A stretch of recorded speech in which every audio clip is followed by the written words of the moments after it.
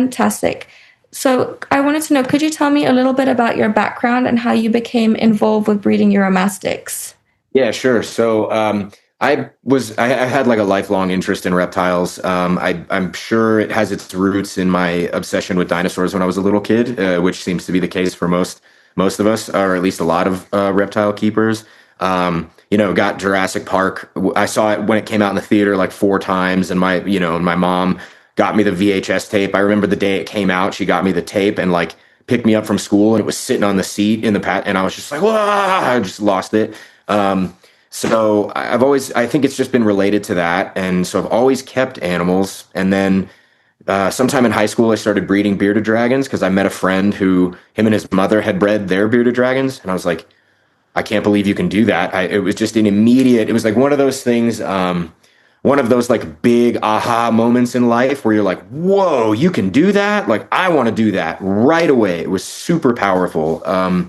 And so I did that in high school for a little while, and then I moved to, let's see, by the time I got to college, I had discovered Uromastyx at a local pet shop. They had a Molly there, and I really liked him, and I got him and had some good mixed results with him. No breeding at all early on.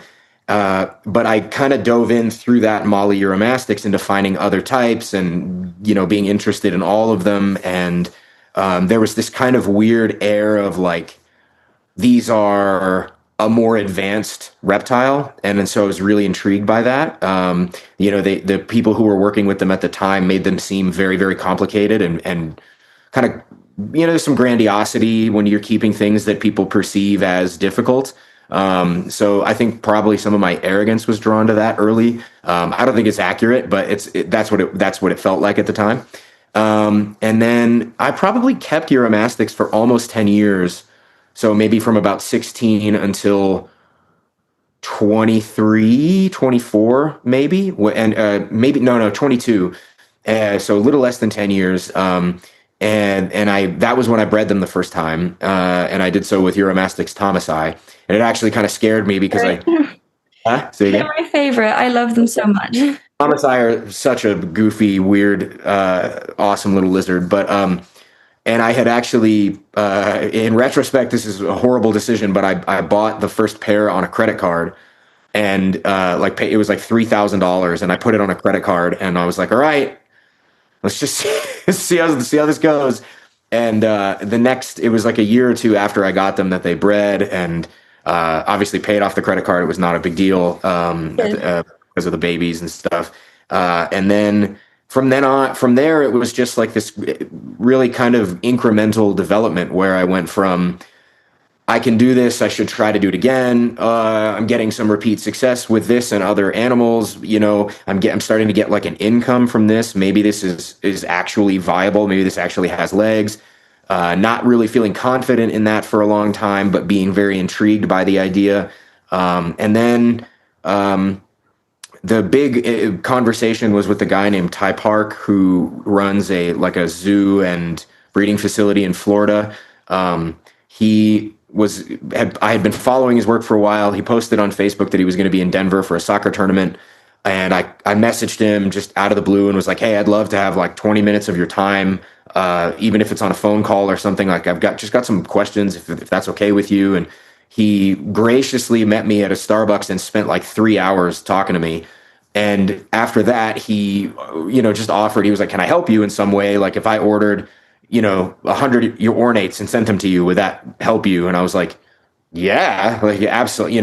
It never ended up happening, which is fine. But it was one of those things that I was like, oh, if this guy, who I think presumably is very successful on some level, if he thinks if he would be willing to take a bet on me like that, like maybe I should just take that as do it, and so I expanded. I convinced my family to let me rip up the carpet in the basement and seal the floors and build cages, and it was this whole thing. It was really crazy. Probably sunk like between caging and construction and supplies and animals, probably just sank like, I don't know, 30 to 50K. Expensive.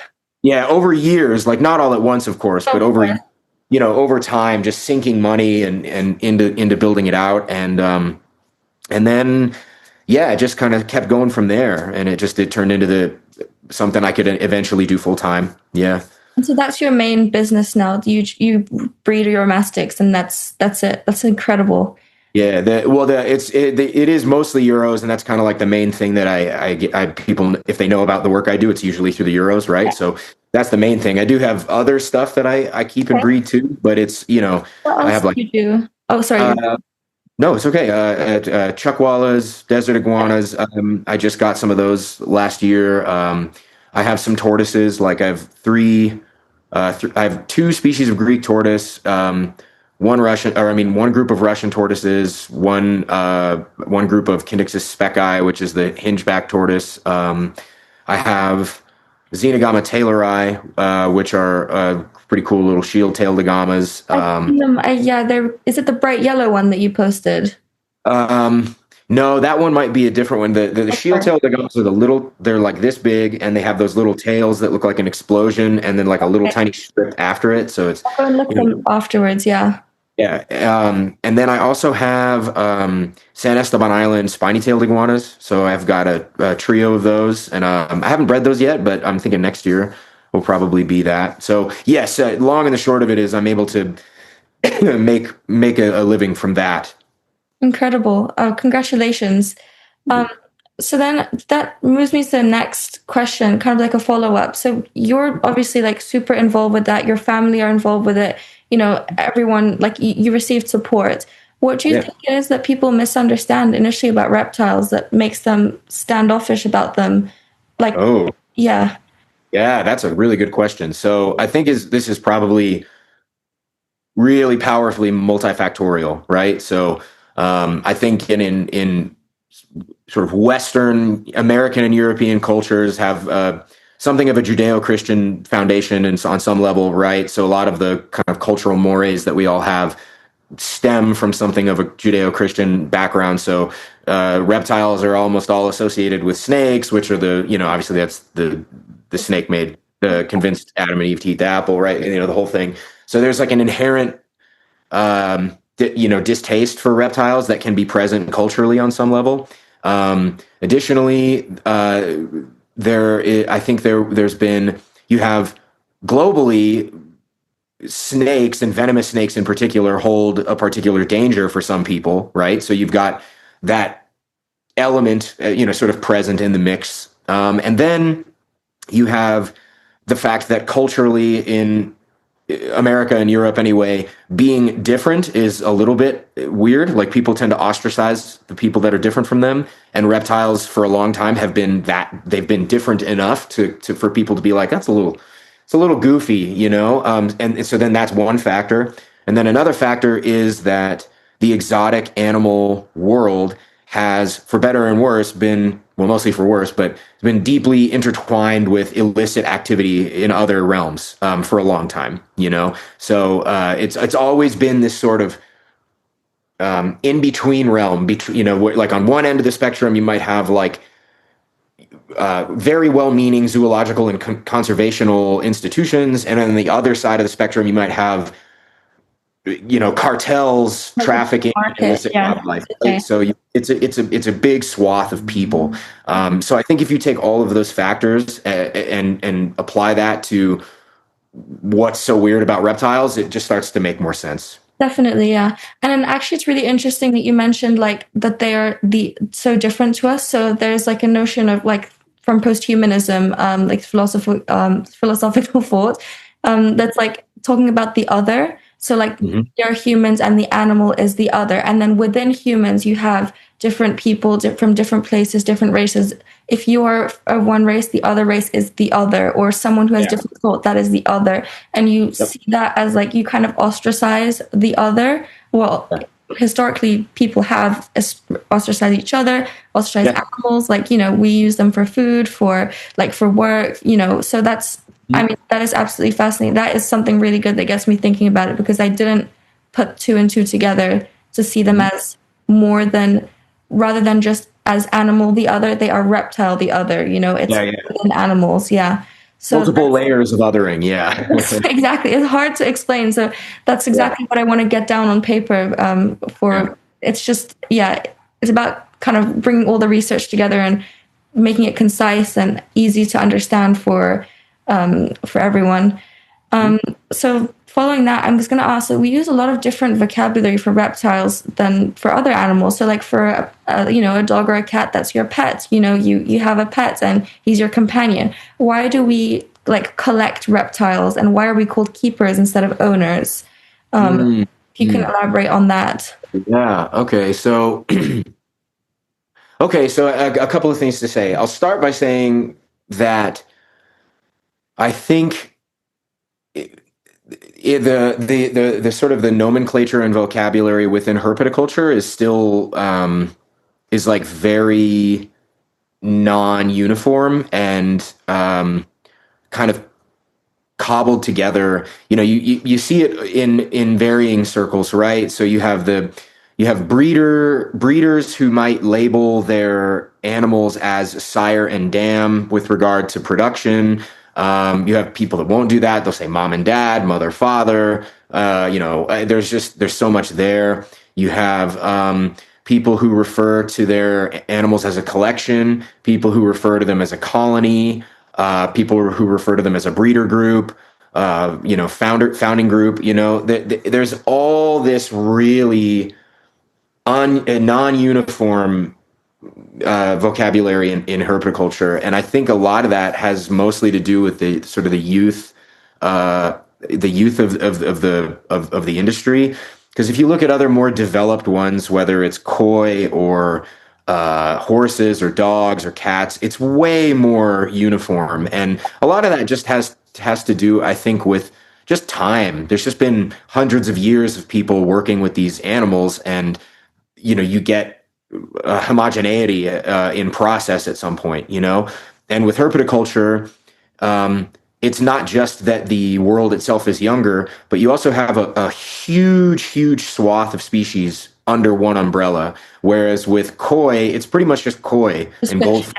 You might lump that into the ornamental fish trade, but then that has a lot more breadth and depth to it. But koi in particular, we see them as sort of an icon. Horses, we see them as sort of an icon. Dogs, cats, ferrets, guinea pigs, whatever. They're all sort of iconic in their own way, and that helps lend that uniformity because we're all talking about the same thing.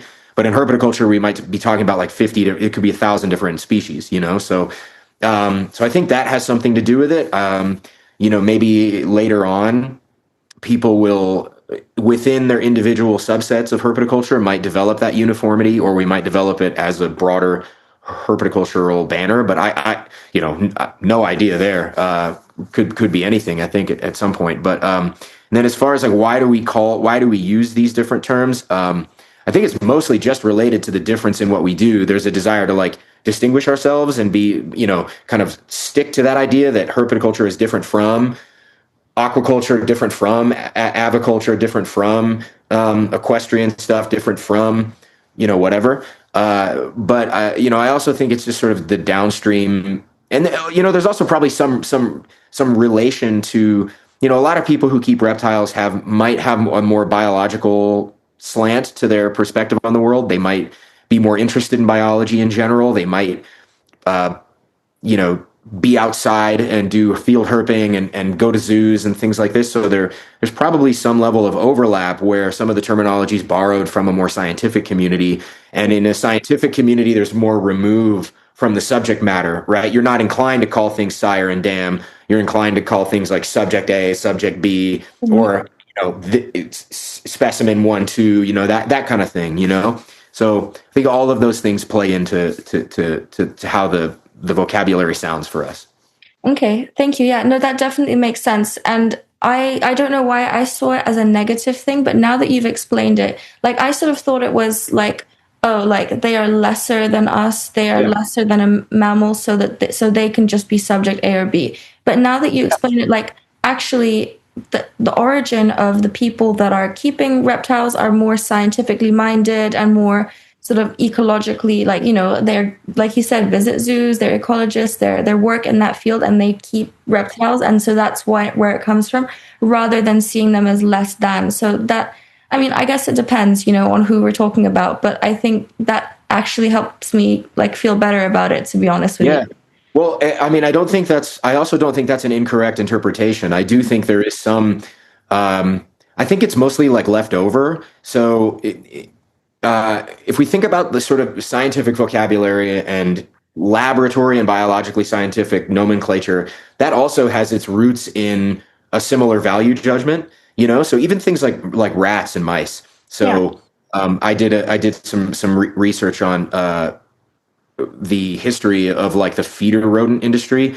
And when you look into how that works, you see that there's this deep root in laboratory animals that were used that we use for figuring stuff out, right? So those animals are kept and labeled and even bred genetically in a way to be extremely uniform and extremely similar to one another, because that gives you a more rich ground for like Yeah. for yeah for RCT randomized controlled trials, right, and stuff like this. You've got uniformity there, so you're dealing with a lot of tight. Uh, you can suss out correlates Yeah, I and understand what you mean. Yeah. right, exactly. So there's a root, and I think that if you look at some of like the rack system thinking in herpetoculture, Mhm. this is a great overlap because you have both the financial incentives that feed the sort of resource economy and resource optimization inside of a business. It works well on a business level because you're scaling easily, but it also has like a certain kind of appeal for people who are trying to do things like morphing, and which is great. I think there's no problem with that, but the morph market has a deep tie in there with that similar lab environment. So there's like a almost a medicalization of the work, right? The desire to get everything uniform, because not only does this help you suss out weird variables and weird anomalies, but it also helps you keep track of your lineage, and it helps you economize your finances in a way that fits perfectly into a scalable business model. So I do think there is some amount of like, I don't want to call it like inherent subjugation, but that might be too strong. But like, A mild version of yeah, there's like a leftover productization of the work, you know? Okay. No, that Yeah. completely makes sense. And no, thank you so much for elaborating on that. I was gonna then go, so I feel like it doesn't flow perfectly, but I was really Sure. gonna ask about like, so a lot of people interpret animals through human perspectives, like what I was mentioning before. So like, anthropomorphizing an animal, whether it's a reptile, I mean, easier to do with a mammal like a dog or a cat, you Yeah. can see facial expressions, whereas with a reptile, it's quite difficult to do, but then it makes you want to do it more because you want to understand him more. It's certainly something that I'm guilty of, that everybody I think that keeps like bearded dragons, or like sort of something as a pet that you have at home with you rather than as a breeder where it's more systematic, as you were saying.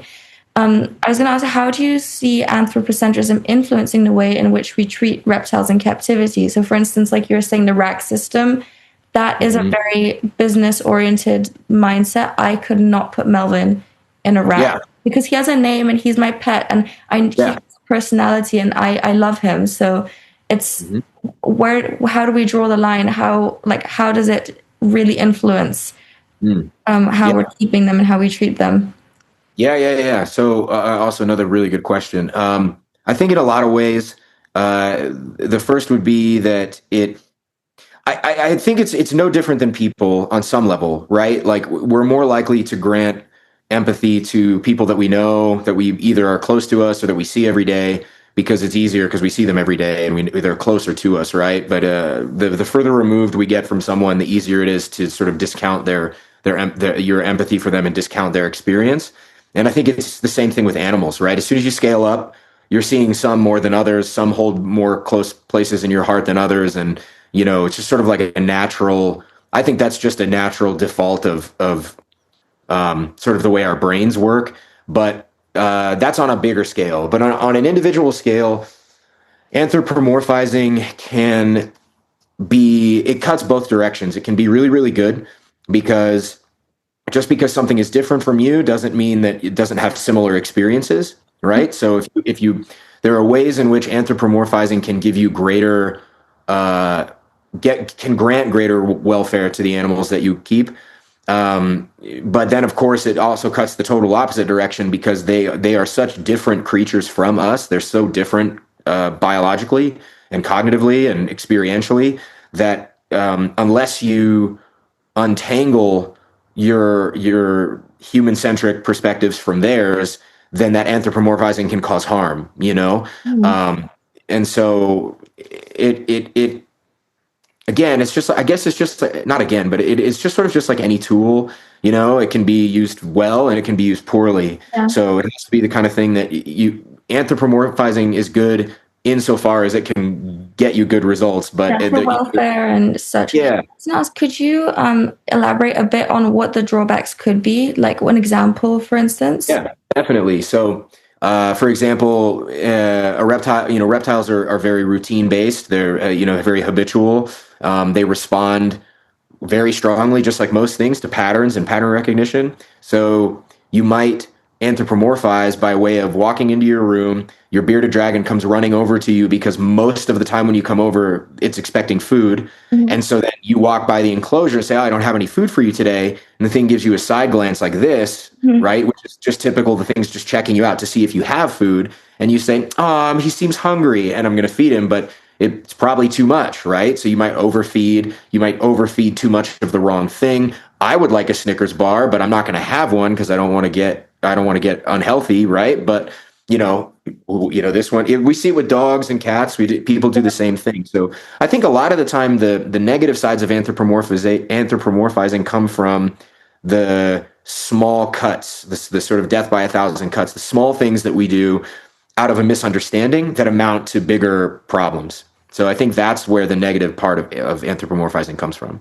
Okay. Yes, certainly. Totally agree with you. I mean, like I said, Melvin, I know him well enough. He gives me puppy eyes, but I'm like, no, no, Yeah, no. We're on a strict diet, my friend. Like, yeah, he's, yeah, right. yeah, And I'm sure there's probably lots of others that I'm just that are just not coming to yeah, mind, definitely. And right? it's something that I'm definitely going to reflect on and think about more because, I mean, I said, like, he won't use the toilet at home anymore. I have to take him outside. He is such Mhm. a clean animal, but how do I know if maybe there's something outside that makes him poop? Maybe he's stressed outside and that's Just why he's habit. pooping. How, or like Well, just got used to it maybe, like from the beginning. I don't know. So it's something I need to well, think about. in the case of your dragon, it would be probably related to one routine. He probably went more than once outside and was like, "Oh, it's a great place to do it." Yeah, it doesn't Number smell. two, You get rid of it quickly. he gets in the sun, right? So he's heating up. He's getting like full metabolic range of operation under actual sunlight. So he's probably operating very efficiently when he's outside as opposed to less efficiently when he's inside.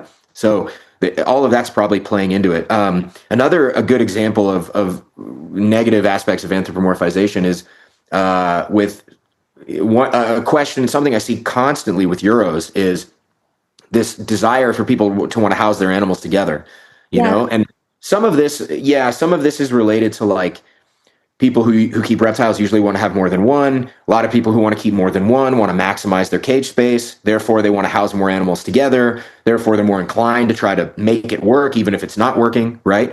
So that's one side of it. But another side of it is this sense that they might be lonely, or when I keep my animals together, they cuddle or they use the same hide. But what they don't realize is like you're not dealing with the same consciousness. This animal, it's not thinking about things like sharing a basking area or sharing a hide as a means of communal benefit. It's thinking about that in the sense that like this is the best hide in this place. This is the best, most efficient basking place. So if that happens to be on top of another lizard, screw that other lizard. I'm taking Yeah. that basking spot, right? They're Uh-huh. more individualistic. In the wild, they're not necessarily communal, right? They will spend time around one another, but they're very territorial. And Yes. if you're not, Just that.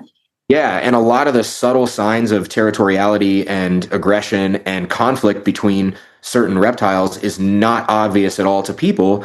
Again, because they're anthropomorphizing, they're expecting the kind of signs of conflict that a person would express with another person, but that's not the case, right? So I don't know Uromastyx at all.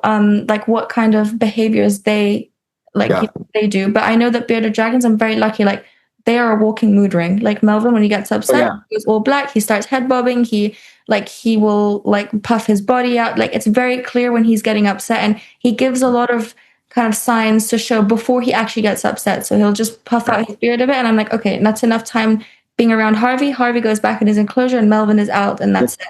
Because, and I think, having them, I've actually done like a few times with another girl from Instagram, actually. She has three bearded dragons and she sometimes brings one along and we go to the park, all three of them in a neutral area. They all like, so I'm not saying that they get along, but they tolerate each other's presence. Everyone is out basking in their own area under the sun, and there are no arguments and everyone's fine. I feel like that kind of socialization is like safe socialization is all right. Yeah, yeah. But I still feel like, am I doing it because Melvin is enjoying his time with the other lizard? Melvin doesn't care about the other lizard. He is sitting in his own spot. Or is it, I think, oh, like this is good. He's meeting a new friend. Like in the beginning, that's what it was. It was like Melvin needed a friend, so we Yeah, got yeah, yeah. Harvey. And, Yeah. it was cute when Harvey was small and, like he's grown now, he's 6 months. They kind of sat together and whatever. And, Melvin would kind of show him the ropes and like, tell him like, no, you don't do that. And he would tell him off and stuff. And he still does as a pecking order. But it's Yeah. like, to what extent am I doing this for me or for the reptiles? So like, I'm super careful now in making sure everyone Well, is happy and safe. Well, I mean, so that yeah, this is actually two great examples you brought up. The first is like when you say he gets upset and when he gets the black beard and we moves around, right? That sure, sometimes that can mean they're upset, but sometimes that's just I see another lizard, I'm interested, I want to display my dominance, I want to show that, make sure he knows that not to mess with me because I'm big and yoked and whatever. So like And let's go. sometimes he'll do that and then stop. And Harvey waves, he understands, and then there's Yeah, yeah. fine. And then that's good. We established a pecking order. Sorry, please continue. I just wanted to add that in. Yeah, yeah, no problem. And then when you like say when you bring him to a mutual meeting place and there's like a few other dragons around and they're all basking, it's like okay, you could also so one way to look at that is like good enrichment, right? Because it's a new environment, so it's stimulating. It's new individuals of the same species, so it's stimulating, which is good.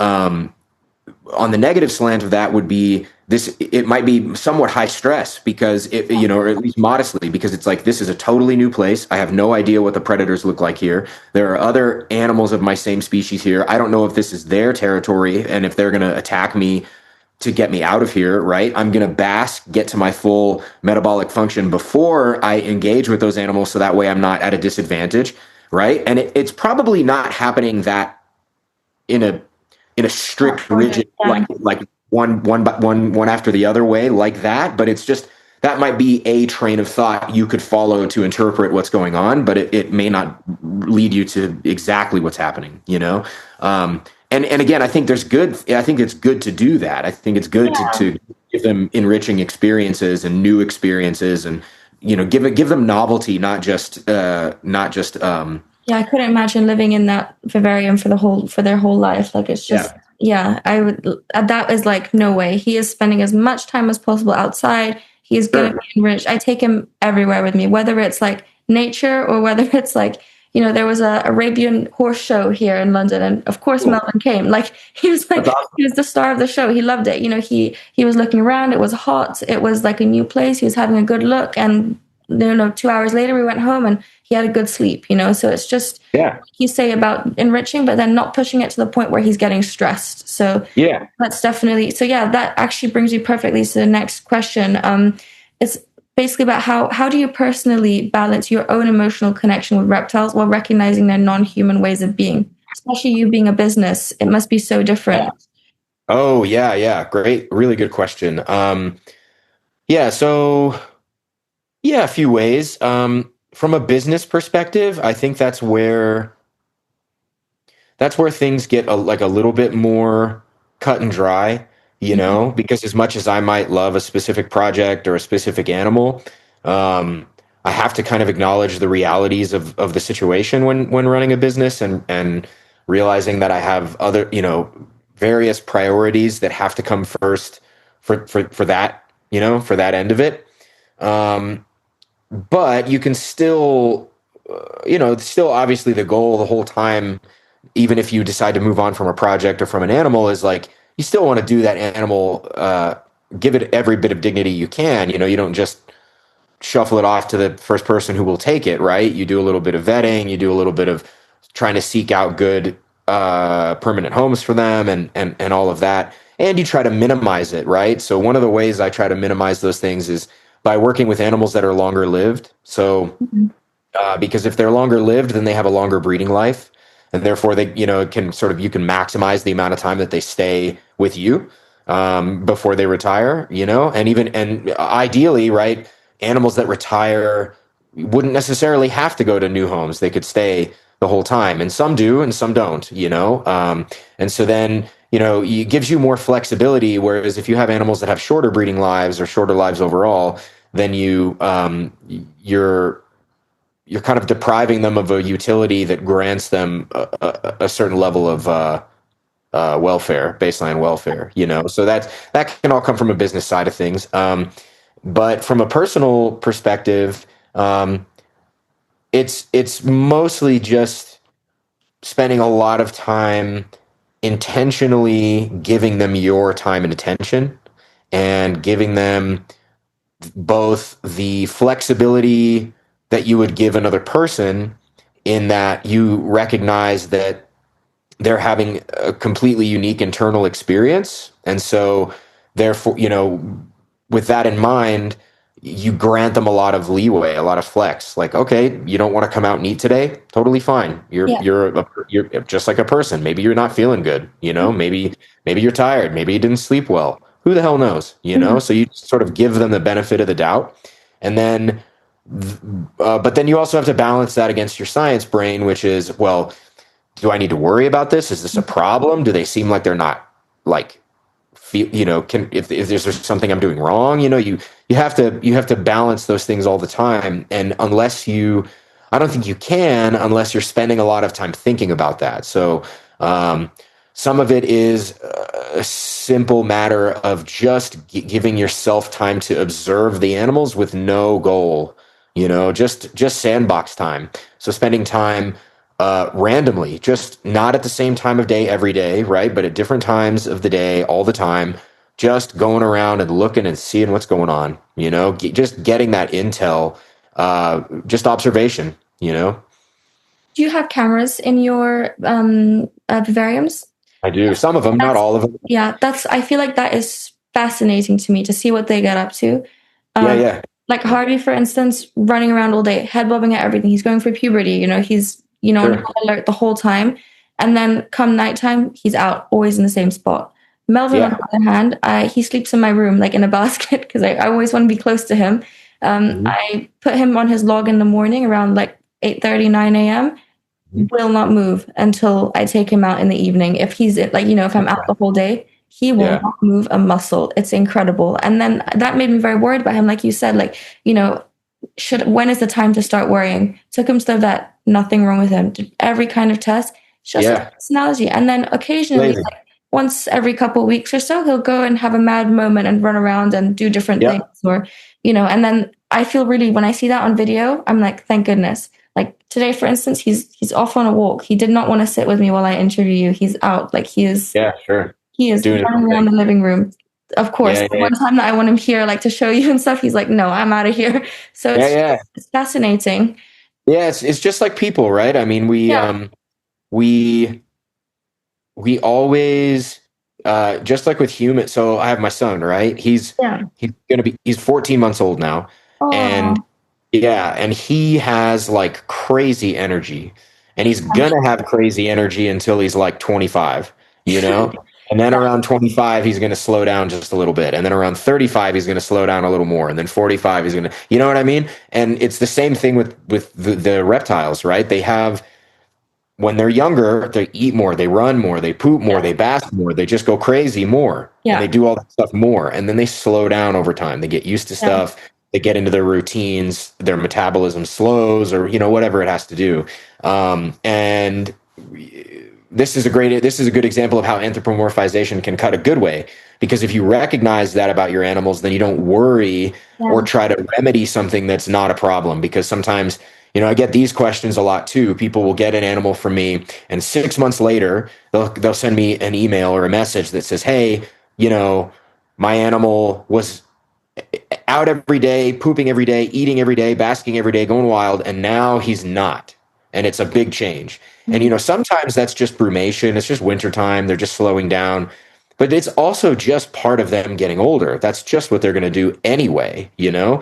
So it doesn't mean they're not going to do things still and not have needs and routines. It's just that the extreme nature of their activity just decreases. It's okay, you know? I think also it's when they get more comfortable, 6 months down the line, like, I've had Melvin, like I've had him here since January. Mhm. Up until now, he has been running around going nuts in his enclosure. He was not always super happy to be in there. He would get Yeah. stressed, he'd be blackbearded. It's all very new for him. Now I think it's a good sign that he's not doing anything. Maybe in the same case for your clients, like the reptile is just relaxed and he's happy to be there and he's not on high alert anymore and he knows that's his house. So Yes. yeah, I think that's also like on top of everything you say, I think that's also another major component that I've definitely noticed with my bearded dragons. Totally. Totally. Yeah, that's right. And it's um and like, so I have cats too, right? And I think cats are, they're kind of an in between on some level. They're mammals. They're a lot like us in some ways, but they have a very particular biological rhythm that is not the same as a dog's, you know? So they're a little more foreign than a dog.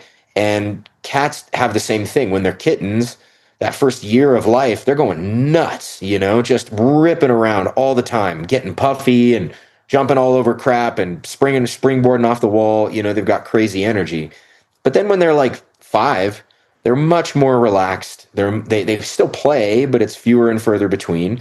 But like, that can be a good thing. But you also want to make sure that they stay healthy, stay active, stay cognitively flexible. So you do things to help, enrich their life, right? You play with them more, get them different toys, get them different foods, like give them different scratching posts and move their cat tree around, like do stuff to just to give them change, because I think it's probably true that boredom is is probably there's probably an outrageous boredom tax that we put on pets, Yes. but there's just so much time when they're just bored out of their fucking mind, just they want to do something, anything. Let's make something happen, right? So um, I think it's important to put in a lot of work with whatever animal you have to keep them interested in the life that we're Yes. kind of forcing them to live on some level, right? Exactly. No, and actually, I was going to ask you, maybe this is a bit far-fetched. I mean, I was going to say, so, bearded dragons and cats both catch live prey. So, like, whether it's insects or mice or whatever, in nature, they would be catching live things. Mhm. Do you think that there's a big difference between animals like that versus maybe Euromastics who are vegetarian? And then I was Mhm. going to say, actually, interestingly, my horse, I'm also into horses. Cool. I've had him since he was 5 years old. He is now 14. Okay. Has not slowed down. I Yeah. feed him twice a day. He still is on high alert, high energy. Is it because he's a prey animal? Similarly, maybe I don't know if your mastics also stay on high alert for their whole lives, or if you could elaborate on that, or if you have any input, that would be Yeah. amazing. Yeah. So, so I don't know about all that too much about horses. So I can't say too much about that about him in particular. No, But just out of no, but I curiosity, understand. as a herbivore, same as Yeah, your mastics, yeah. yeah. So, man, I can't remember the name of the person who elaborated on this particular concept, but I read about it in The Tiger by John Vaillant. And it's this idea of predator versus prey mentality, Mhm. right? So um, even conceptually, we have to consider that depending, as you mentioned, a bearded dragon, a cat, they're tuned to catch live prey. So a huge percentage of their cognitive bandwidth goes into being exactly where the prey is at a specific point in time so they can catch it, right? Um, and a prey animal has the kind of the opposite problem. It has to be anywhere but here, Yeah. right? Anywhere but because anywhere but here can be 2 inches away or 200 yards away. And Mhm. as long as it is anywhere but here, they are alive. So this is a hard reality of an organism's psychology, that definitely informs their behavior and their lifestyle. So Uromastyx, they're a prey animal. They're not a predatory animal. They might eat some bugs and stuff. That's fine, but they're not. It's not. They're not tuned for that in the same way. They are much more tuned for watch out for birds, watch out for coyotes, foxes. Slightly larger prey, monitor lizards, big stuff that is going to eat them. So they have that sort of anywhere but here kind of mentality. But of course, that flexes as their comfort grows with, especially with a keeper. So they learn that you're not that thing. They're not. I don't have to worry about you anymore. But you can break that trust very easily. So one wrong interaction with a prey species, even a predatory prey species of animal, can immediately lose your trust with them because it makes biological and evolutionary sense for them to have a zero tolerance policy for potential death, right? So the animal is not tuned. I mean, I talk about this all the time. People, because this happens, right? People have a pet Euro, they get a baby from me, the thing's chill as hell, and then next year something happens, and all of a sudden they message me and something. He's skittish now. He runs every time I come in the room, and I'm like, yeah, something scared him, right? Something happened and it freaked him out. And I'd say 70% of the time they can tell me that exact moment. They remember, like, oh, I had him outside and a bird flew overhead, or we had him out for the kids at the birthday party and one kid grabbed him really hard and the animal bolted, or something happened and that animal is no longer, its trust with you is busted. Now, it doesn't mean you can't get it back. You definitely can.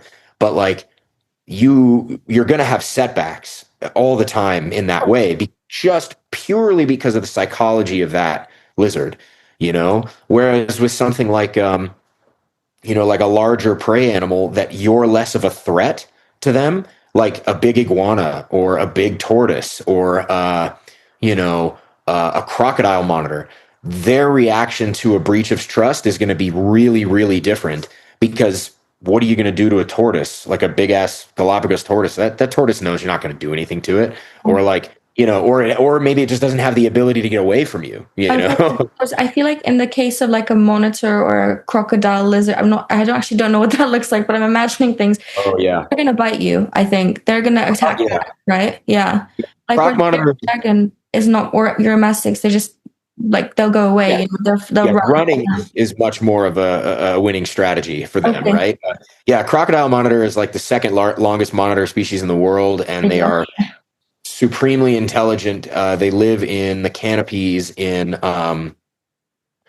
New Guinea, and so they live in these tall trees, and they solve all their problems in a three-dimensional world up there in the canopy. And so they're really intelligent, and they're huge and very formidable, very powerful animals. So they not only have gnarly teeth, they have gnarly claws, and they got a big long whip of a tail. So they have many, many weapons at their disposal to deal with you. Yeah. Right? And so whereas a Uromastyx has it's got run, wedge itself in a crack, and whip you with its tail. That's what it has. You know? So the smaller Uromastyx, they're not going to try and whip anyone. It's so little. No, well, they'll still try because really okay. Yeah, they'll still try. Why not? But they just exactly. Why not? So all of that stuff definitely contributes to sort of like the psychological experience of the animal. This is Jakob von Creutzfeldt. I think it's von Creutzfeldt. He was a German biologist who coined the term Umwelt. Okay. So, or Umwelten. And this is an idea that it's not enough to understand an animal based on your observations of its behavior. You have to step into its lived experience of the world, right? So it's not enough to think like the animal. You have to, in some sense, you have to be the animal in a literal experiential way. And it's a brilliant cognitive exercise to place yourself inside the experience of the animal to try to, because you're at some point, with enough unpacking of that concept, you realize that Umwelt is everything, right? So you realize this is not just your sense of smell, sense of sight, sense of taste, all of that stuff. It's everything else. It's your evolutionary history, the context in which you find yourself currently as an animal. It probably has to do with not just you if you're like a herd animal, right? It's also the herd, right? It's the group. It's, if you're, the I think that predator prey mentality is like a sliver of an Umwelten, right? So it's a brilliant concept, and it's one that I try to talk about a lot inside herpetoculture, because I think that's just, I mean, I can't imagine a better compass for how to get better at what you do than Yeah. stepping into an animal's Umwelt, right? That's amazing. That's the first time I heard this word, and I'm gonna read his paper afterwards. I'm gonna, do my Yeah, best to get through yeah, that, because I can imagine it's sure, a big paper, but I really want to. And actually, that sure. brings me like that is like literally what I want to do with Melvin for my paper. So I don't know exactly how it's gonna fit in, or if I even will include it, but I would like to somehow get Melvin to collaborate on this paper with me. I know that sounds crazy, I know, but my dissertation tutor, she said that you could do like an ethnographic or zoological study of Melvin. And I was actually going to ask you, because I'm a bit stumped. I was like, and now that I've heard this Umwelt term, that I'm going to look into that and see what he says, how he would recommend doing that, or what he has done, if he has like examples. I was going to ask you, are there any technologies or methods that you're aware of? Like, how would you give your voice to a reptile? Like, give a voice to the reptile, like to be in within. Oh, sure. Yeah, Yeah, yeah. So this I is very know.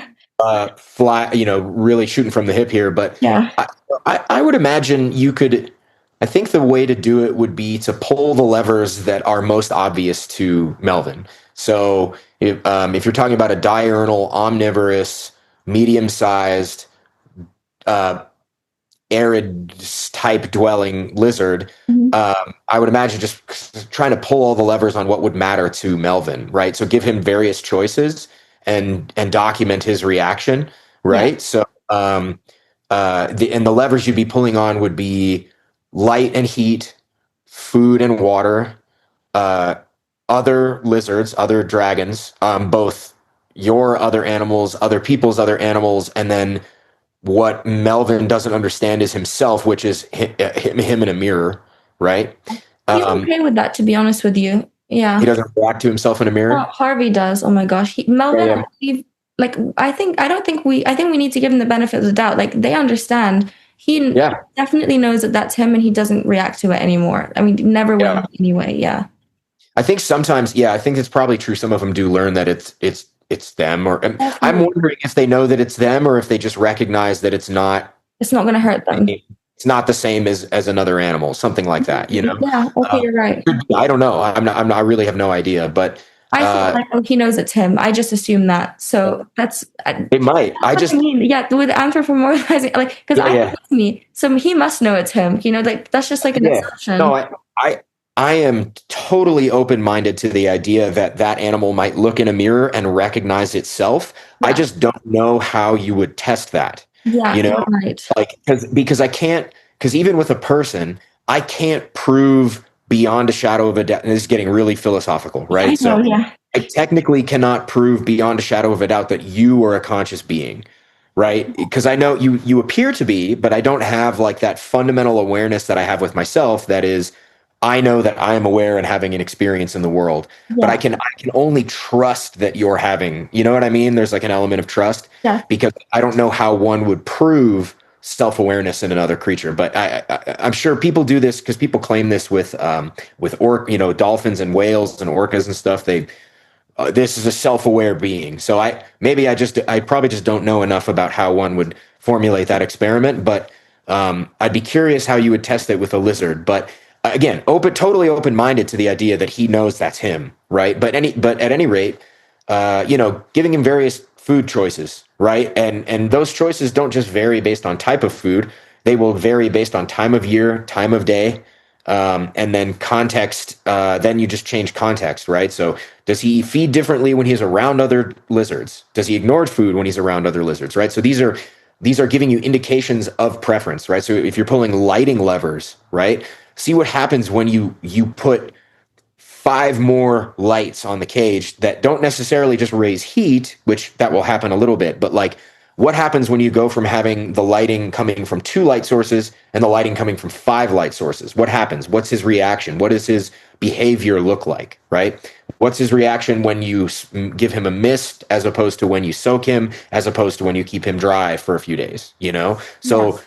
and then just pay it, you know, you basically just be running various observational studies Yeah. on him across time. And I think that would inform the work, right? And you could probably structure an interesting narrative out of it based on his preferences. That would Yeah. just be like a knee-jerk possibility off the I cuff. definitely like that because then it gives him, he doesn't have to talk about philosophy for my paper. He has Yeah, to talk about what he's interested in, like what you said. He needs to have yeah, his own voice, and what matters to him is, yep, am I going to get a silkworm or am I going to get this disgusting arugula, which I've put out for in a bowl for him? yeah, You know, yeah, yeah, like yeah, that's, and interestingly, I actually wanted to ask you, like completely off topic. I'm just like, spitballing here.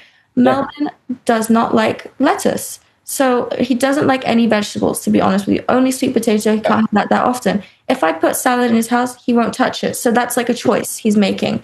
Going Yep. back to the ethnological study. So then I have to place the lettuce in front of him, do a little dance with it, and then maybe he'll take it.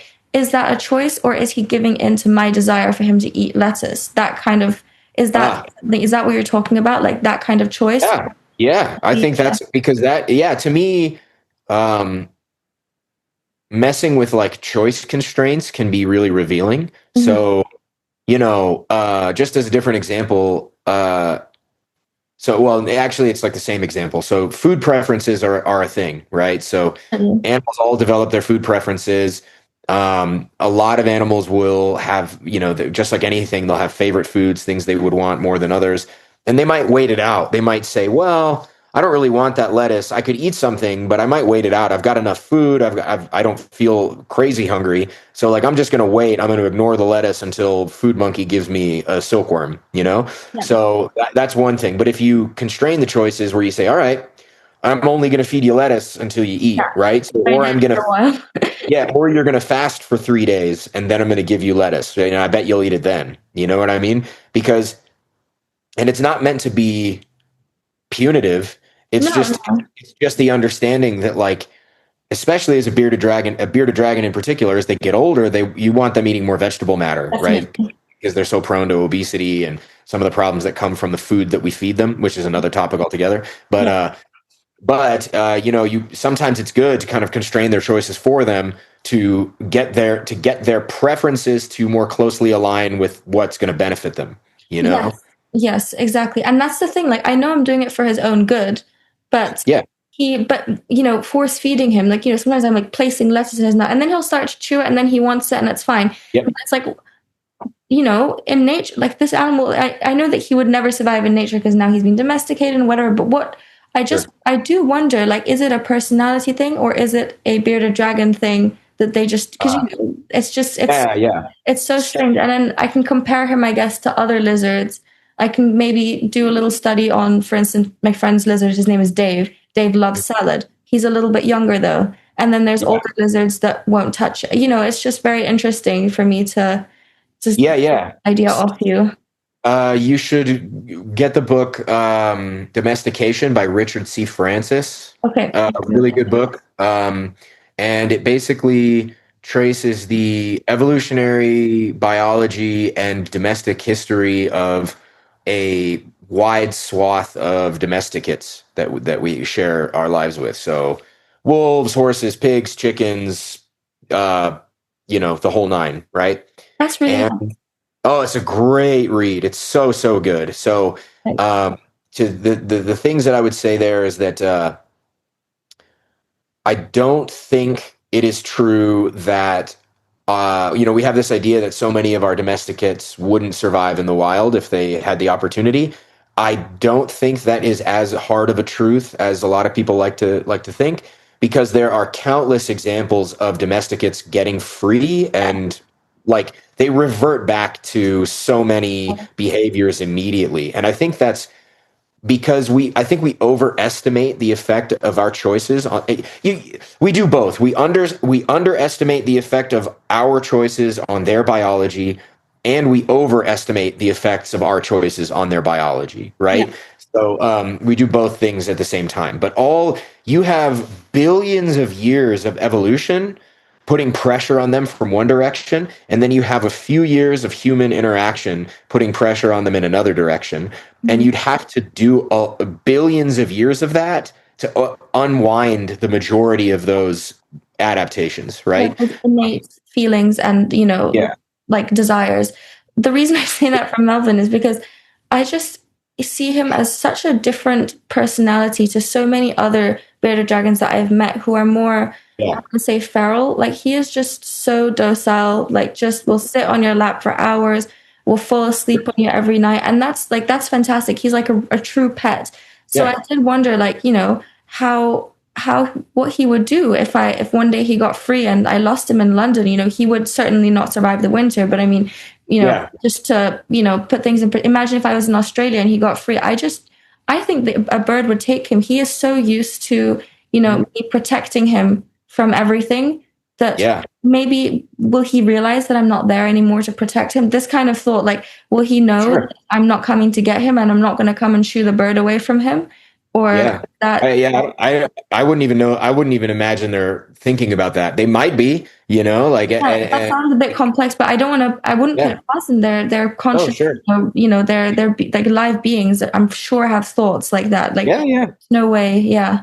Yeah, I agree. I do think I think there are lots of things that they're thinking that we don't give them credit for. Definitely. Um, but I don't know. It's a good question. And also just to be clear, I don't mean to say that every domestic dragon would Yeah, survive. yeah, You know no, what I no. mean? Just as a generality, they will, like, survival is key, so they will revert Yeah. back if they Some have of them are to. going They to will figure it do what they out. need to do. Yeah. If you take 100 bearded dragons from the pet trade and put them back in Australia, like surely some of them are going to live, like Yeah, some of them no, are of course. This is like, natural selection after all. You put 100 of yeah, them, you get the yeah, strongest ones and the most clever ones, or probably the most mhm. skittish ones that make the worst pets, actually, that will survive. Yeah, probably. Yeah. So that actually, like, relates to my following question. I was gonna, like, thinking you've already answered part of this, but you talked about reptilian phenomenology in one of your papers, which I absolutely was fascinated by. And Yeah. I wondered, how are we going to find ways to interpret this non-mammalian consciousness, and how are we going to enable them to customize their captive environments, like what you were talking about? So I guess Yeah. it's going to be kind of like the study that I'm going to do with Melvin. What do you prefer? What do you like? But then, sorry, this is going to be long-winded, Oh, but it's okay. how, but then, like, he's always going to choose his silkworm or his dubia roach or whatever. If Yeah. he chooses that every time, he's going to be obese. He's going to be huge. He's not going to thrive. So where do we draw the line? Do you imagine a future technology that's going to enable us to, you know, not talk to reptiles, but maybe communicate that with them in a way like, okay, look, you Yeah. can't have this every day, but I'll give you this salad, and you know that, by the way, in 3 days you're going to get your beetle or whatever it is that you want to eat. Sure. And is there going to be a way to let them know that and to have a dialogue with them, or Yeah. Yeah. what do you Yeah. imagine? Like crazy, Yeah. So, your wildest imagination. Just yeah, say yeah, that. yeah, yeah, yeah. So I think the gaps. So this is where naturalistic keeping has most merit, and ecological literacy comes into play because the idea would be that you ought to seek out filling gaps in your information about their preferences and backfill that with biological knowledge, right? So you backfill that with ecological literacy. So knowing what the conditions are in which they evolved should inform where a lot of those preferences come from, because that's what their biology is priming them to expect, both on a hardware and software level. Now, obviously, their software is malleable, right? That's kind of what makes them good pets. Is they have malleable software just like we do. So um, obviously, you don't want to discount that software altogether. You want to, you still want to, like, give them choice and give them opportunity for novelty and interesting experience. But you also constrain that based on your knowledge of their ecology, right? You know that the upper limits of their health are going to be bound by what you feed them and how you light them. You know that for the well-being of a crevice dwelling lizard like a Eurymastix or a chuckwalla, it means that I'm gonna have to put some crevices in that cage, you know, otherwise, and you'll see it if you don't. You'll see the adjustments in their ability to thrive based on whether or not they have the things that they're expecting biologically. So in a dream world, like what I really like the idea of would be at some point in the future having a uh, having like an artificial intelligence informed app that allows you to type in the species that you're keeping, and it automatically generates for you either through 3D printing or nanotech or really fast Amazon drone shipping, the absolutely ideal, uh, based on, you know, the ideal setup and enclosure and caging materials and lighting and everything based on what the AI knows about where that animal comes from, right? And then on top of that, you sync the enclosure to an app on your phone or on your Google Lens or whatever it is that automatically tracks with the wild environment in terms of its conditions.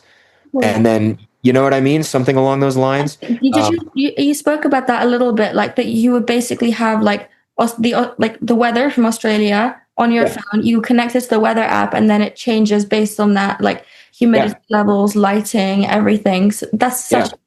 I feel like that's doable now. I feel like we have the Yeah. technology to do. I mean, not the Oh, yeah. Yeah. nanosecond like 3D printing, but like I feel like I could totally like now. Roughly. Arcadia have their like these dimming lights. I put them in their enclosure. Well, for Harvey anyway, and he actually seems to like it. He wakes up slowly. He like starts like Yeah. blinking a little bit instead of before it was like lights are on and he's like up Yeah. and at it. Like that's not natural. So I Totally. mean, it would be cool to, there must be a way to regulate the temperature from your phone based off of Yeah. what the information that we have from Australia, Yeah. in the outback, wherever they come from. Yeah, yeah. I mean, and people do this already. They sync their lighting system to some tracking app that basically mimics whatever's going on where the animal comes from. But even in these circumstances, even in like the most perfect circumstance where like you could get as futuristic as you want and say you have an absolutely dream level, not possible now AI system that will just generate the environment for you, right? Well, even then, even in that context, you're still going to be making choices that don't reflect the biology or the evolution of that animal on some level. You're still going to be like, well, I know that they normally, you know, maybe this AI system wouldn't introduce food until a certain time based on, you know, whatever parameters, Or whether, environmental yeah. parameters you put into it. But I want to interact with my pet before I leave for work. So I'm going to tune it for that. Or I want to get into the enclosure and interact with him, handle him, hand feed him, something like that. So there's always going to be things that pull you out of that ecological framework on some Yeah. level. But it is also true that probably by the time any kind of technology like that is even on the ground for a private hobbyist or something, uh, it's likely that most of the animals that we're keeping and working with are going to be really really different from whatever the wild type looks like. You know. Yeah, you were saying in the last paper that you wrote actually was about that, and like that, there are two options that you see, Yeah. there. I think that you're right. I think that it's going to be like, there are going to be species that, like the bearded dragon, like the uromastyx, like the leopard gecko, that we're just going to see like hundreds and hundreds of different morphs and things, and it's just going to continue like that because that's what the market wants, that's what's making money, that's what people like. Yeah. Whether inbreeding comes, I mean, I know that with red monster bearded dragons, that's really bad. They're inbreeding, to get to that particular color, you have to breed them together, and that's just, they then have health issues and things.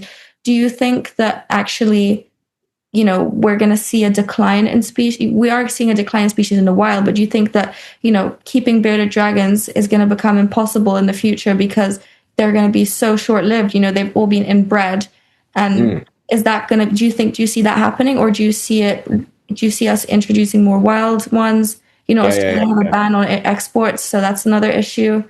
Yeah. So I think there's probably multiple ways in which that could unfold. Even the article that you were mentioning that I most recently put out, it was two possible options, but I don't think Yeah. they're the only two, Oh yeah, of course.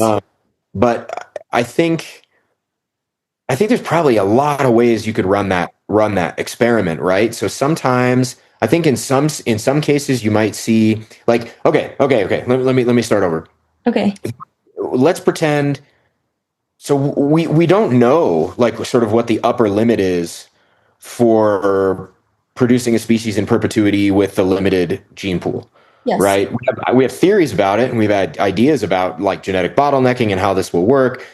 Obviously, like it's also true that some animals are more resilient to inbreeding than others. Hmm. Why that is, don't really know. Pre-existing genetic diversity, I have no idea, Yeah. right? So there's all these things that it could be, um, but if we look at stuff like koi or animals that have been around as domesticates for a long time, technically we're like dogs are koi. It's like we're working from a pretty limited set of it's a pretty limited gene pool on some level, but with responsible management and with a lot of thought put into it and all of this stuff, it seems to be sustainable, at least across several hundred years anyway, especially in the example of koi. People have been breeding fancy koi for hundreds of years now, so it's like, that's pretty crazy. And they still seem to do just fine, you know, Yeah. uh, for the most part. There's obviously some ones with some, there's varying, because some breeders let their fish spawn naturally. Some people do it for them by, collecting and mixing eggs and sperm together outside the fish and all kinds of stuff, right? So there's probably a lot of ways that it's probably more than one way that someone could manage a successful long-term breeding operation with limited genetics, right? But my guess is it will probably vary based on the animal and based on the preferences of the people who tend to work with those animals, right? So far, I don't know of anybody who's taking bearded dragon breeding outside the realm of like letting them just, you might be selecting your pairs, but Yeah. you're still basically trying to breed animals that can reproduce on their own, Yes. Exactly. but like something, if you look at certain snake species, the practice of egg cutting, I think, is like a great example of how it can be taken so far where it's like these animals might not make it out of the egg and therefore might not reproduce on their own. Some of them sure would be fine and they do and it's fine and no big deal, but like some of them just might not, so you might be limited there based on how far are people willing to go to take the breeding out of the hands of the animal and into their hands to make sure that they keep going, What you was that? know? The egg cutting? I've seen videos of it online. So Yeah. you remove the snake because that snake innate, like had you left that snake would not hatch. Is Yeah, that the idea is that they'll okay? die. Yeah, because they'll die. Some of them will die in the egg if they don't, if they, maybe because they won't pip on their own. And so is And that that, what you're saying? You're basically, if it doesn't come out, it's not meant to breed. There's clearly something wrong with that snake, and so we'll yeah, still breed. Okay, yes. Okay, sorry. I yeah. just wanted to make sure I Oh, got it's that okay. right. Yeah, Yeah. And so I think that's the idea, right? And so I think that's, probably not that great. I mean, it's something I don't do. Like, I just won't ever cut open eggs. Like, if the animal can't make it out, then it can't make it out. Like, yeah. that's, Let nature play its course.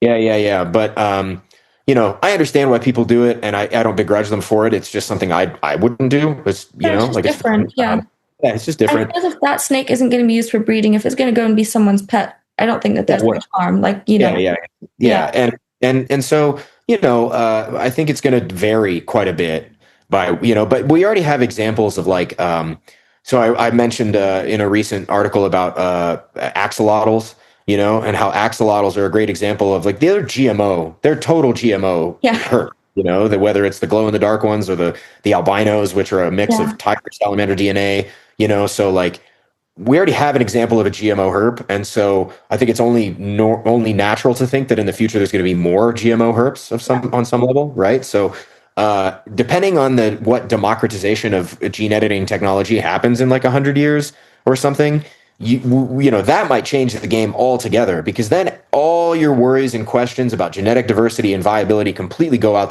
the window because you can just import, just Yeah, take more genetic material from the wild. All you need is the info. You don't need the animal, right? So you're not now you're no longer smuggling Fiji iguanas in a briefcase in the airport. You're putting information basically on a flash drive and bringing it across state lines. And now you yeah, have genetic material that moves across borders, right? So it could be a future where all of those concerns are they're moot now. They're not useful for us because we've got the technology to like remedy that concern. But I also think it's fair to say that we might not know much about the long-term viability of some of the animals until we've been breeding them for millennia, with us, because then it's like That some of those long. other limits might present themselves in a 2000 years for all we Yeah.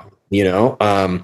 They're just the mystery of genes and genetics is just so, it's still, people, we know more about it now than we have in human history, but it's like, still It's don't know still a emerging, lot. yeah. Yeah, it's And still so pretty new. we've already seen this with plants, like with the GMOs. It's super easy to, to splice genes and to make new, but it's actually my Yeah. dad's field. He has a doctorate in this, and that's all he does. Like plants, Oh, gene editing plants, making new cool. like kind of versions. Like, broccoli isn't a real plant. It's Yeah, like yeah, yeah. cabbage Just, and I don't know what put together.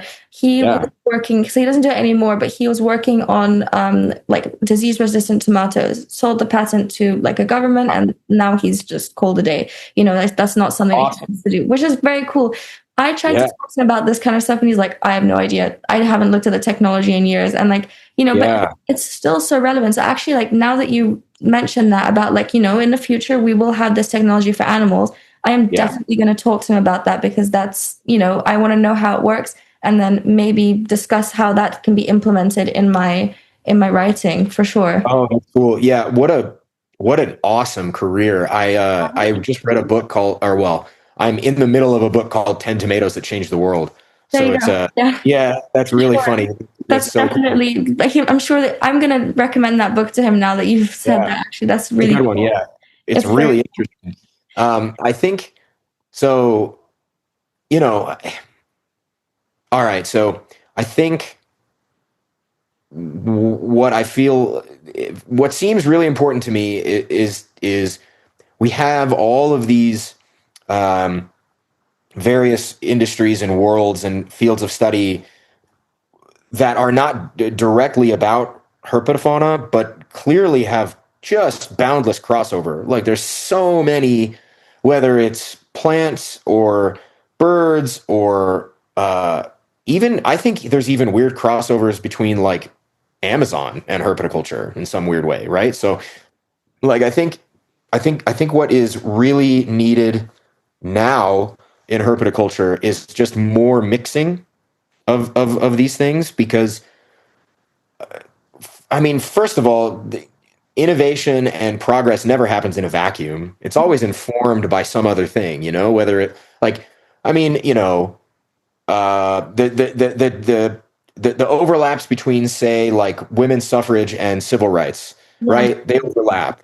Or the history of war and big industry overlap, Yes. right? So like I think herpetoculture is totally ripe for this because there's so many places, so many niches that have so much to offer to herpetoculture, and I feel like what herpetoculture needs at the moment is like a lot of imagination and a lot of creativity, a lot of new people coming in to say, hey, like, we could do this a different way, you Definitely. know? And I think that the funding is there. People are interested in it. People want to be more involved. I think like, me walking around with Melvin and I don't have a garden, so I take him to the park or cafe or whatever. People are more engaged. I've not convinced, but like I've inspired like three or four people to get their own bearded dragons. And, Yeah, yeah, that's really nice to see. And I feel like it's becoming less of a niche and more of like a big hobby. So I think that you're totally right. We're going to see so much more innovation, so much more improvement in their care and like husbandry. So, and yeah, in every aspect, whether it's like husbandry or like finding new species, new morphs, just everything is going to explode in the next 10 years. I'm sure I can see yeah. that happening. Oh yeah, and like if you there are ways of um tracking like the growth of the market of herpetoculture, Okay. and you do so by way of looking at like sales reports and um like just countrywide, because everybody categorizes all their sales and their profit margins and all these things like that. And I read that I've read in a few places that herpetoculture as an industry is expected to grow by like 8% over the next 20 years, something like this. Some I'm probably butchering that number, so No, don't but I quote that. mean, but still, But 8% is but huge. huge growth, right? So that's just in the United States and Europe, right? Yeah. But there are all these other developing countries all over the world that have expanding middle classes, expanding leisure time, and interesting herpetofauna of their own. Yeah. And there are going to be so many people that enter herpetoculture with a totally different angle on what we do and how to do it, and with a lot more interesting constraints on what they do because maybe they don't have the same the United States and Europe benefit from a really strong infrastructure of uh, really easy across border shipping Yeah. that's fast and totally standardized, and a an existing infrastructure of lighting and enclosure manufacturing and food manufacturing and supplement manufacturing. I mean, there's so much set for us. But if you're in India or Thailand, it's not the same. You don't have the Yeah. same access. And so if you want to do it, I mean, I get messages all the time on my Instagram from people in India or Mexico or Thailand or Indonesia who are like, I want to do this, but I only have so many options. So here's what I do. And some of them are like brilliant, like really, really industrious people who have like spent a lot of time thinking about how to replicate what they don't have access to because they're not in the United States or Western Europe, and then doing it where they are with what they've got. And that's incredible. That is exactly where impressive creativity and innovation is going to happen. And it doesn't mean it won't happen elsewhere. It But just means there's no need for us to improve anything. We've got, right. yeah, so that makes so much sense. Totally. Yeah. Yeah. So I just feel like it just seems obvious that on some level there's just, I mean, there's going to be some kid in one of these countries, one of these nations that just figures something out, and we're going to be like, damn, that's a great idea, Oh, yeah, I think that, yeah. it happens in jujitsu too, right? So like we have the same thing. You get these big broad, yeah, or in MMA, like one thing in MMA is like the low leg kicks, like leg kicks, calf kicks weren't really happening in MMA in the first 10 years of its sort of inception as the UFC, right? It wasn't really happening. And so you had all these people winning world championships and dominating fights with like this huge missing aspect of of a strategy. But now it's like calf kicks are a huge part of the game that they chop down people's legs early on in a fight and force them out of a comfort zone. You know what I mean? Like that's an innovation on some level, right? And it's because MMA is a mixing of multiple styles that you're getting and you're getting people from all over the world now with varying backgrounds and varying preferences, exploiting weaknesses that they see in the pre-existing structure. And in herpetoculture, I mean, it's the same thing is going to happen, and there's so many vectors for where that can come from. That could come from any you name it, and someone's going to, because whether if you look at like lighting and how premature that industry is, like it's so young, that science of lighting, right, and how to light an animal for health is like absolutely novel, so there's no reason to think that someone's not going to come up with something way better with way less in terms of resources somewhere, right? Or you look at the fact that the feeder infrastructure that we use for all our animals, number one, the feeder rodent industry, there's already people writing about this in various places, that it's being co-opted by Chinese companies where they're mass producing rodents for food and absolutely undercutting U.S. producers of frozen thawed rats and mice. Right?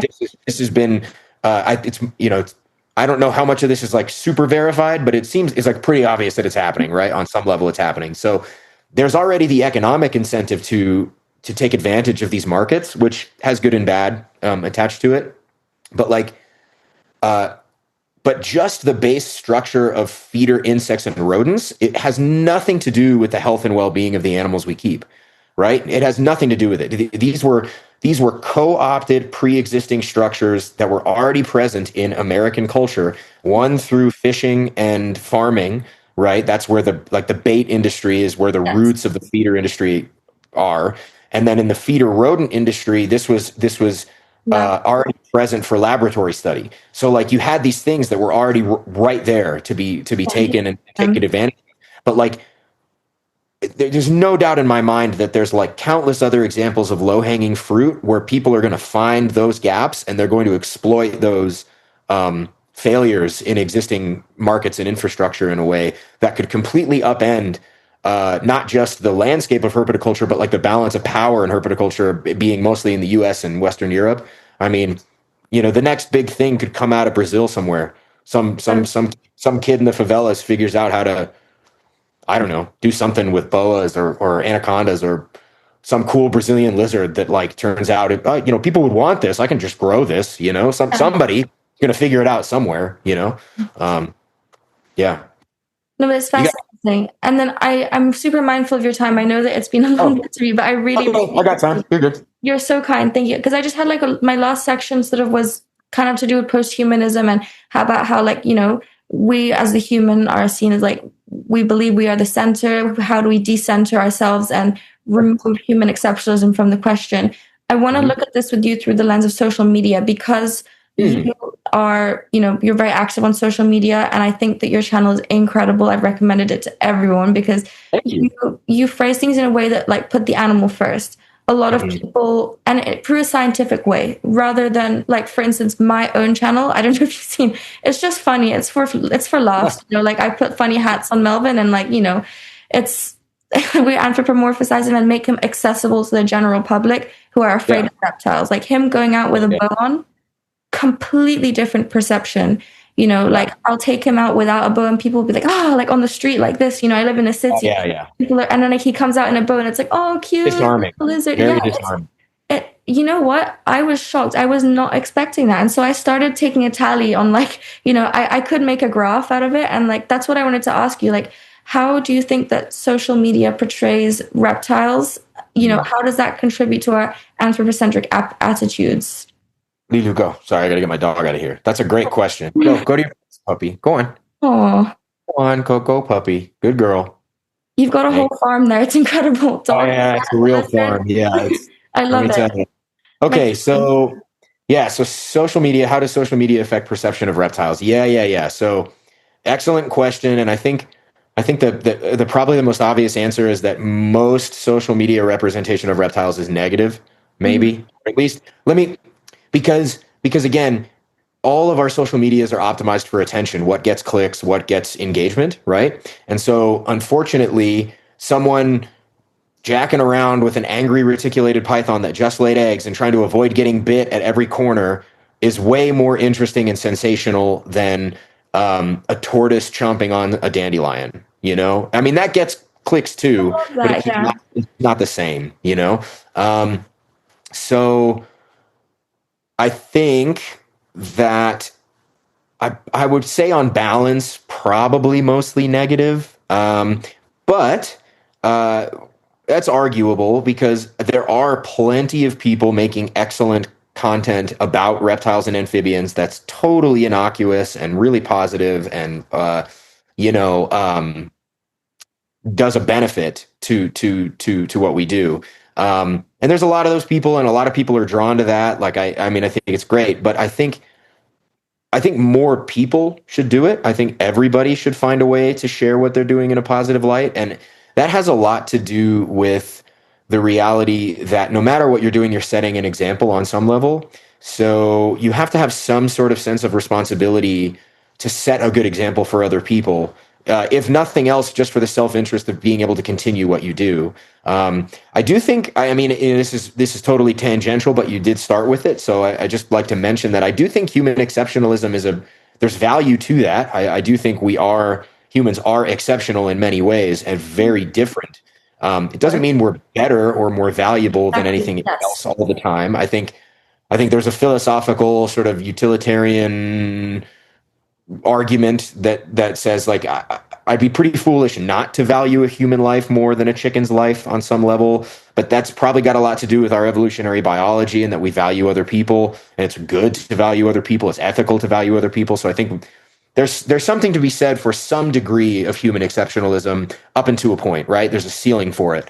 But I think that the job of most herpetoculturists sort of implicitly in what they do is to share positive things in a positive light that benefit both you and the animal, period.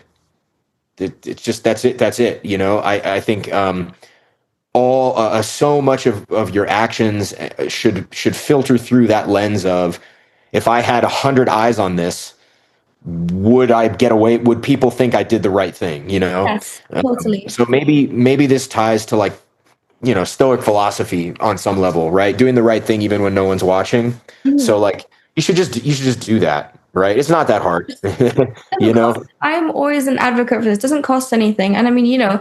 it's like I feel like like both in different ways, like your account like literally inspires so many people because you're showing like a biological point of view. You're showing like that you're doing like a job, like it's very professional, it's very like, clear what's happening.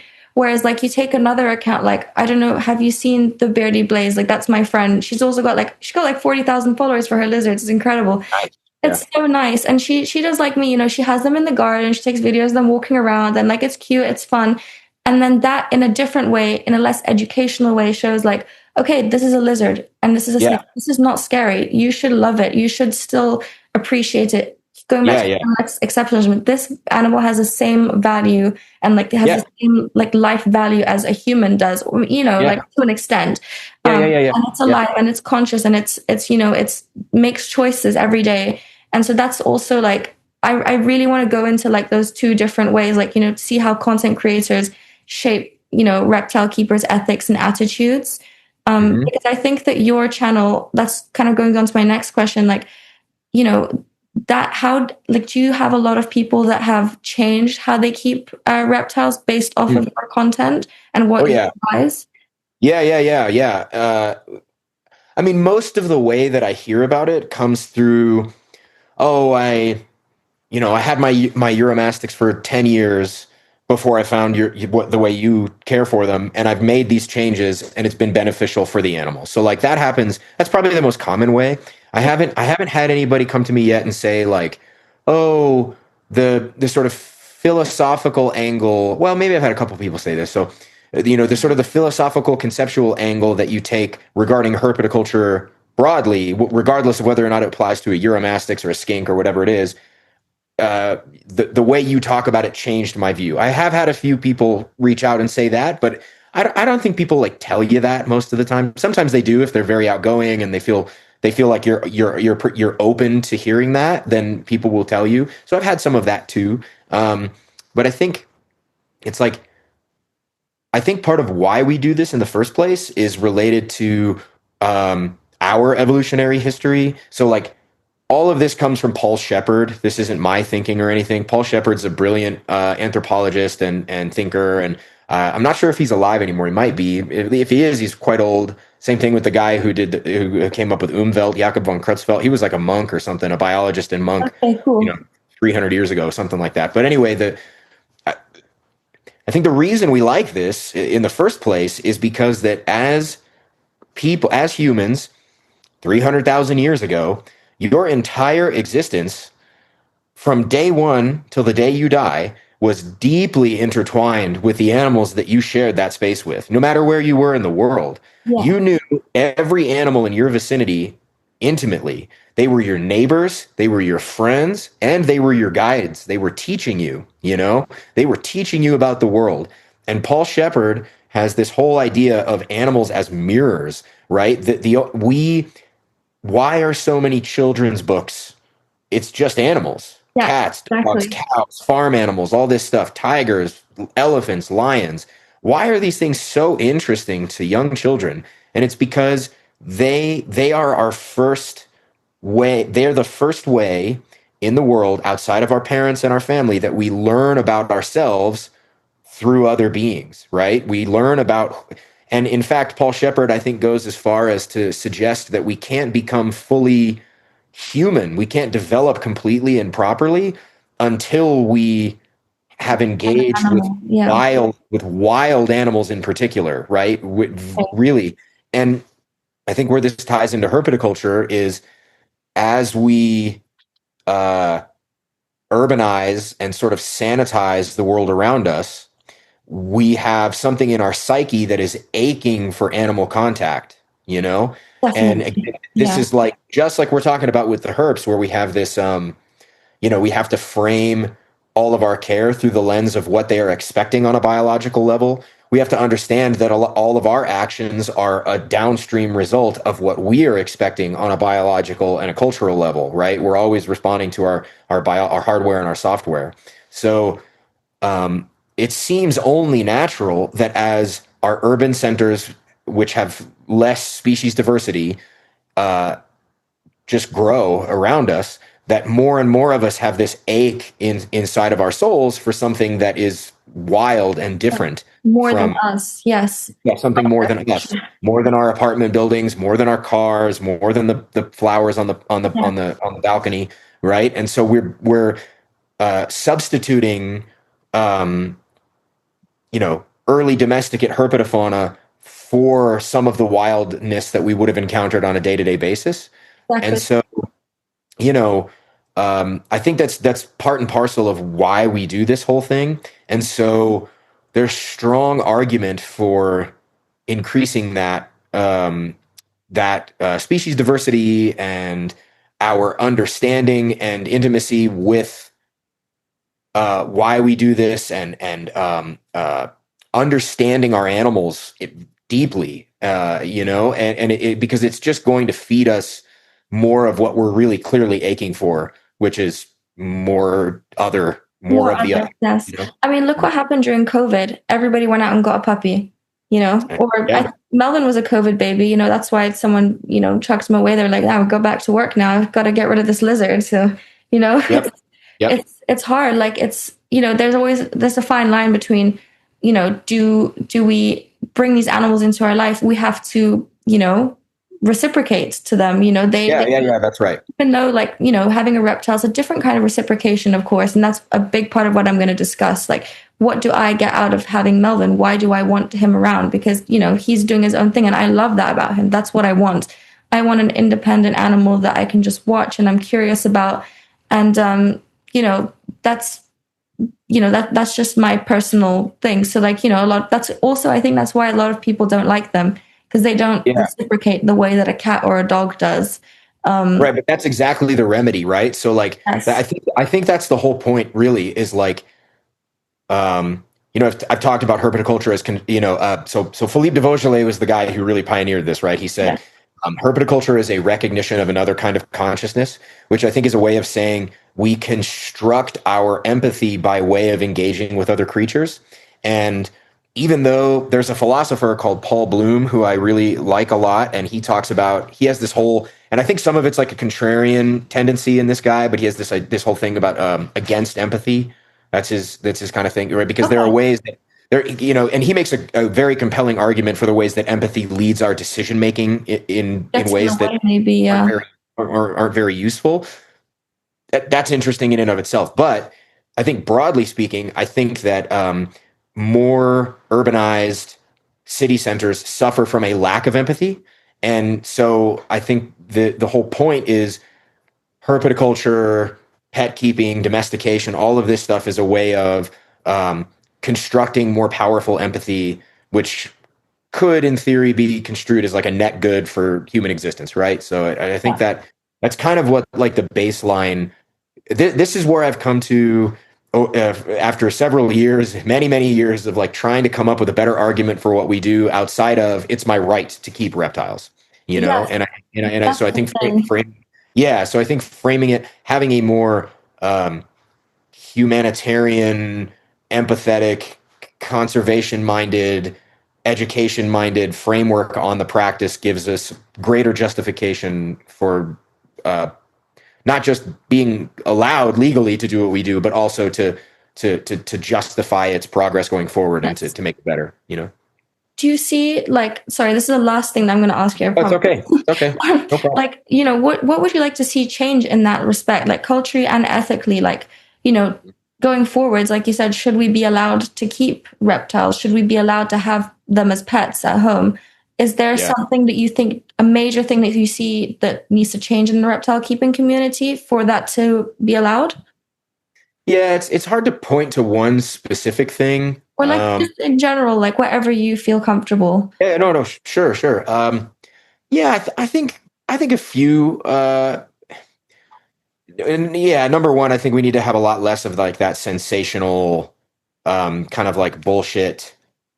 Attacking Uh, the snake and stuff, yeah. yeah, yeah, That's yeah. not Like, oh, nice. I agree. watch me get bit by this cobra or Yeah. some Or like the that's. guy who goes and like grabs snakes in the wild. I don't know if you've seen those. I don't He know. just like I don't grabs. follow any of those accounts. Yes, Yeah, I've seen that, and I was like, it's like a man who just goes out in like the Everglades and just like grabs reptiles and like, oh, that's yeah, not nice for them. But anyway, yeah, yeah, yeah. that's So what. I think I really think a lot of it is. I think okay, this is the way. Okay, now I know how I'll answer this. So basically, I think what we need is I think herpetoculture has to mature on some level, right? We kind of have to like, and a lot of people are doing this, right? So I don't want to paint herpetoculture with a broad brush. There are countless really wonderful, very ethically minded people in herpetoculture, and I would argue that there are more of those people than less Yes, than otherwise, right? So make less I noise. think that's good, but I think there's still so much about reptiles and amphibians that we don't really understand. And there's so much about what we're doing with our reptiles and amphibians that we don't fully understand. And I think until we have more complete understandings of what is going on with our animals, we just have to grow up a little bit as an industry. We have to be very rigid and studious with our practice, with our ethics, with our decision making, and with the way we display ourselves to the general public. We have to be more thoughtful about what we do and why we do it. And I think we uh, it's just incumbent upon every one of us to just try to continue to do a little bit better. It's because there are a lot of things you can point to, whether it's um, certain styles of rack keeping probably are it's probably cruel, right? So I and I'm pretty flexible. Like, and in fairness, I'm quite flexible about rack keeping, right? Like, I don't think it's all bad all the time, but I do think. I mean, but there's no way you can convince me that there are not horrible examples of it, right? There are absolutely Yeah, terrible examples of rack keeping that anybody should be ashamed to keep that way. So, but I also say that understanding that, look, some constraints, you're making trade offs.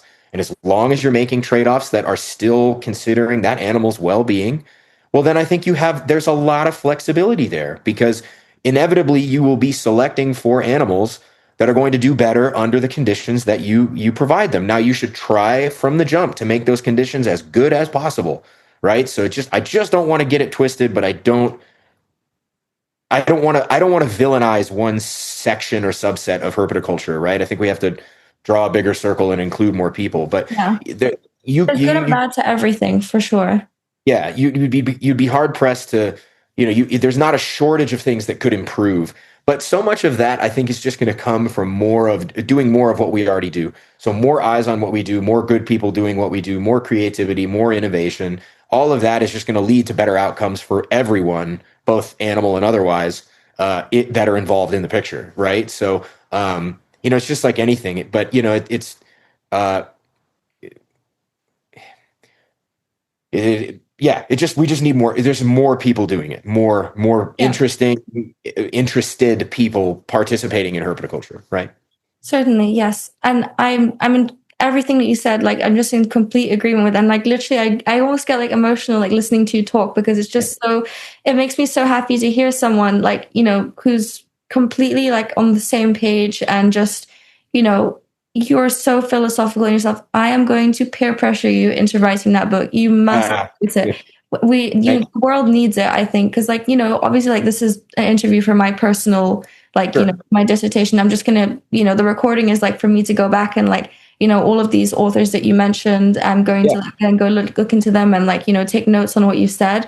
But Sure. like I mean, I know that you do your podcast and everything, but I feel like the world needs you to write a book. You Yeah. maybe Roy. I'm gonna listen to what he has to say now. But you and Well, Roy. I tell you, Roy should definitely write a book. Roy's the man. I think he needs to have more self confidence. I know Uh, Roy might be very cool. You need to write a book too. well, I really do appreciate that. It's hard for me. My conception of myself and my ability to remain as humble as humanly possible pushes me to, I don't like to think about things that way. Like I would never say, oh, the world needs this or something about myself. I could never. It's just not No, like that. But no, because you're being but in humble. fairness, Yeah. it doesn't.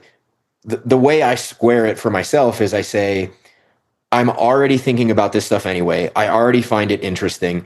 I want to, if I want it to come out in the world because it's me expressing myself, Yeah. well then fine, I'll write all day. You know what I mean? Like that's fine. That is an avenue I can take where it feels It feels right not, for you. Yeah. yeah, it feels not about me. It's about just doing, well, I guess it's actually more about me in some I way, was but gonna say.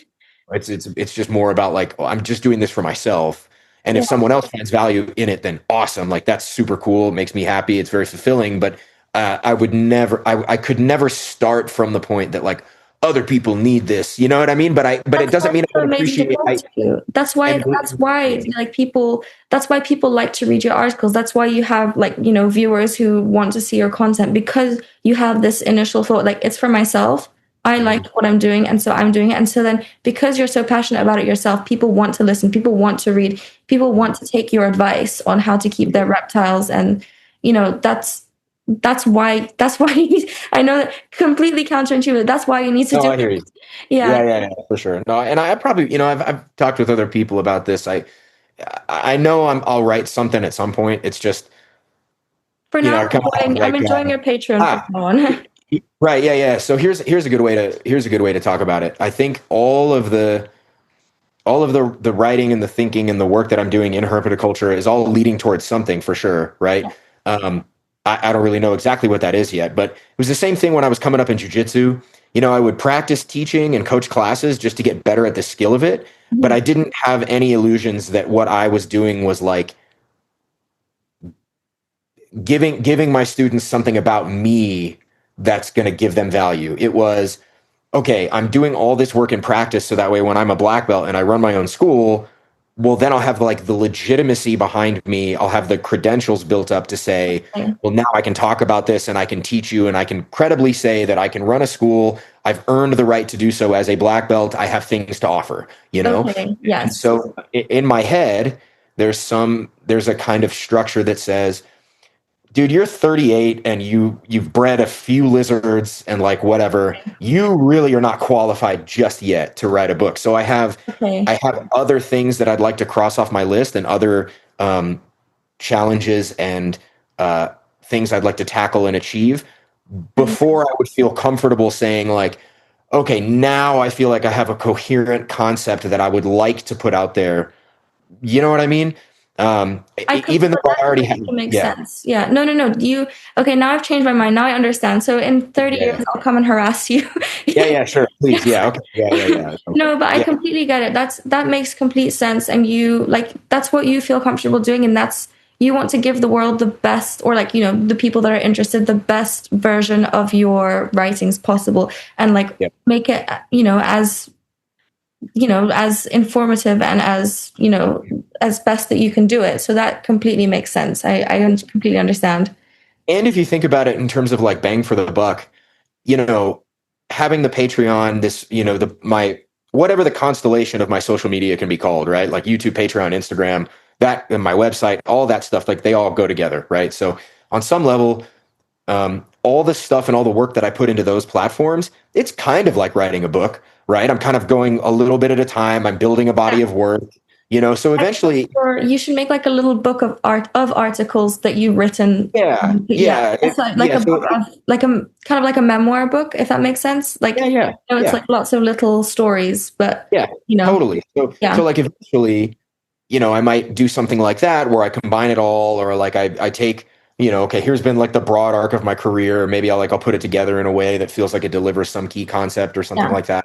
But I feel like I should probably become like, I should probably like, I don't know, found a company or some crap before I read a book too. I don't know, whatever. But regardless, well, No, I don't, no. I don't know. I'm just in my mind, I'm just kind of Yeah. going over pop. but um, in terms of bang for the buck, I think I'm more likely to get more eyes on the work that I do if it stays in the style and format now than Yes, if it was in an actual book.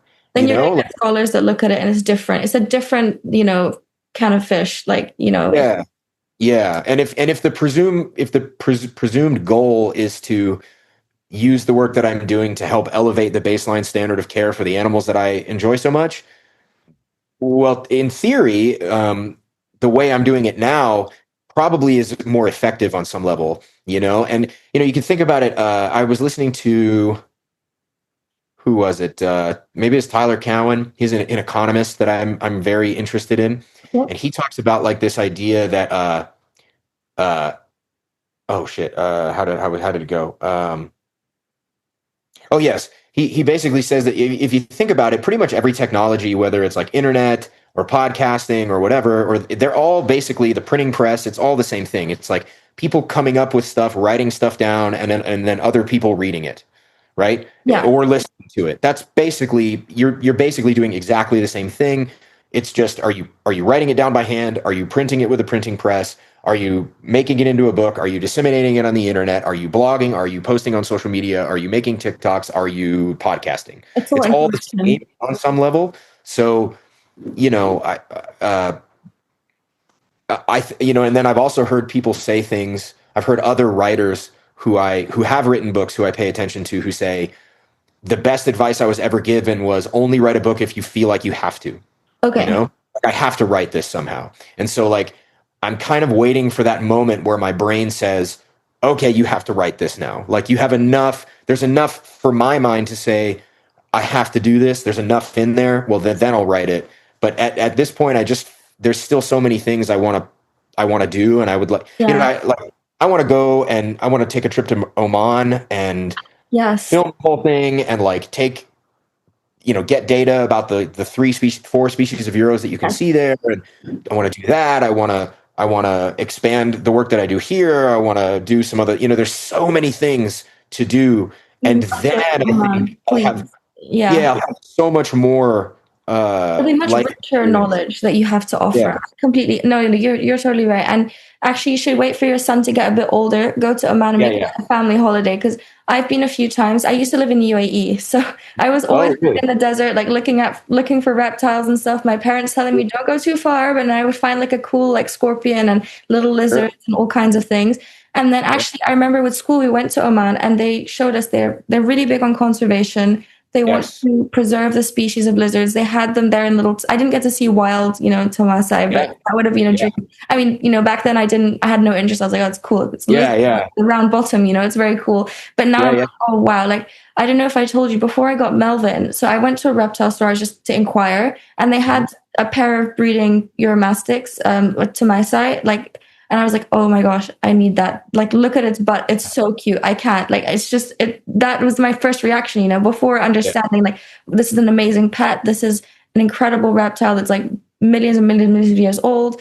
And then Mhm. seeing your channel and like understanding more about them, and I Mhm. realized, oh my gosh, like I'm not like I'm not going to start breeding this thing. I've never had a lizard before. I don't know how it all works. So then I was like, Yeah. Yeah. it was just by pure chance that I went to the garden center with my mom and someone left a bearded dragon there. So That's it all crazy. worked out Yeah. perfectly in the end. But looking back, I think I definitely made the right choice by not getting them. Um, Mhm. and now maybe later in life, I would probably get some because they're so much fun. And now I see like your videos on them, and I'm like, oh, they just look so fun to like care for and Yeah. interact with. And yeah, Homicide. Homicide are cool. They're tricky in some ways, but they are. I heard that's what put me off as well. They're tough to Yeah. take care of, apparently. Yeah, they're just finicky. They just have like they Sensitive, that's all. yeah, they clearly have like some very specific needs, and it's not 100% clear like where some of the shortcomings are in the way we care for them on Okay. some level, like I feel lucky. I have my oldest male only recently passed away at the beginning of Oh, this I'm year. sorry. I'm so No, it's sorry. okay. No, it's okay. He lived a good. He was 15, 16, and had Oh, he had countless children and grandchildren. So dude was a Darwinian success, that's for sure. But good. he I'm guessing I don't know if he was at like the top end of what a Thomasai can get to. There's not a lot of data on their lifespan, I was you gonna know. say that too. Yeah.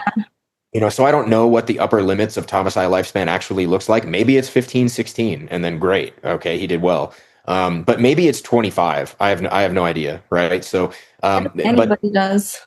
yeah, it's just that Thomasai have so many, that there's so many that just don't seem to thrive in some of the ways that people care for them. So it's got to be some mismatch between the way they're being cared for and the way that they're expecting to live in the world. And so until we untangle all of those, I just don't recommend them anymore as beginner pets to people. I say, No, hey, yeah. like it should be like you've had like 10 different lizards and a lot of experience, and then maybe go for it, that kind of thing.